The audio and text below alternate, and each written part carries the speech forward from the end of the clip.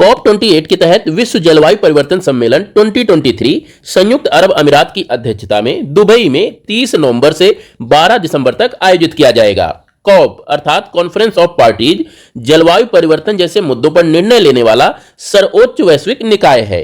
COP28 में भाग लेने के लिए प्रधानमंत्री नरेंद्र मोदी संयुक्त अरब अमीरात के 2 दिवसीय यात्रा पर रवाना हो चुके हैं। इस दौरान भारत और संयुक्त अरब अमीरात की संयुक्त मेजबानी में पहले हरित ऋण पहल कार्यक्रम का शुभारंभ किया जाएगा तथा भारत और स्वीडन की संयुक्त मेजबानी में ऊर्जा स्रोतों के बदलाव से संबंधित लीड IT2 कार्यक्रम भी आयोजित किया जाएगा।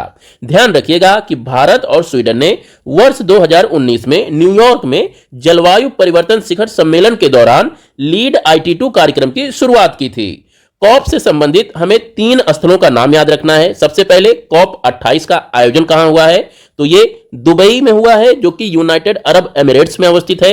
इसके साथ COP27 का आयोजन कहां हुआ था, ये पिछले साल इजिप्ट के शर्म अल शेख में आयोजित किया गया था। और COP26 की अगर बात करें तो इसका आयोजन यूनाइटेड किंगडम के ग्लासगो में किया गया था। तो ध्यान रखिएगा 2021 का COP ब्रिटेन में आयोजित किया गया था, 22 वाला COP इजिप्ट में आयोजित किया गया था और 23 वाला COP यूनाइटेड अरब एमिरेट्स में आयोजित किया गया है। आप लोग गूगल पर सर्च करके बताइएगा कि 2024 वाला COP का आयोजन किस शहर में किया जाएगा। बात कर लेते हैं अपने दूसरे करंट अफेयर्स की। तो इसके अंतर्गत हमें याद रखना है कि रेल मंत्रालय ने कर्नाटक के बेंगलुरु में 287 किलोमीटर का एक गोलाकार रेल नेटवर्क विकसित करने का प्रस्ताव दिया है।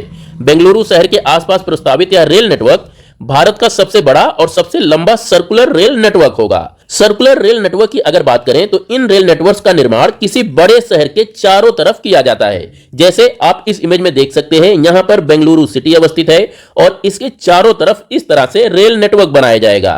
इसके बाद इस रेल नेटवर्क से बहुत सारे रूट्स होंगे जो मेन सिटी अर्थात बेंगलुरु को आपस में जोड़ेंगे। इसके साथ ही साथ अन्य दूसरे शहरों से आने वाले नेटवर्क भी इस सर्कुलर नेटवर्क में आके जुड़ जाएंगे और इस प्रकार इस बड़े शहर के आसपास यहां का रेल परिवहन काफी उच्च स्तरीय होगा और रेल नेटवर्क में सुधार होगा। यहीं पर ध्यान रखिएगा कि भारत का सबसे लंबा सर्कुलर रेलवे नेटवर्क तमिलनाडु के चेन्नई शहर में निर्मित है जिसकी कुल लंबाई 235.5 किलोमीटर है।